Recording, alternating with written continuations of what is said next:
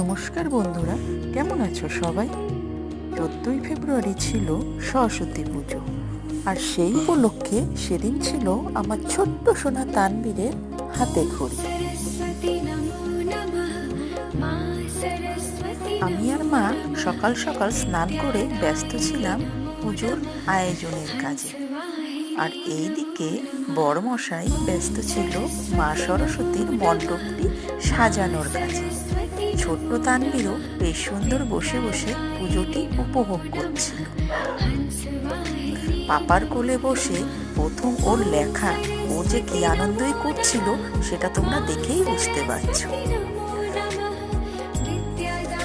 তোমরা সবাই ওকে আশীর্বাদ করো যাতে ও ভালো করে পড়াশোনা করে মানুষের মতো মানুষ হতে পারে। তো আজ এই ছিল সরস্বতী পূজার ব্লগটি। দেখা হবে নেক্সট ব্লগে।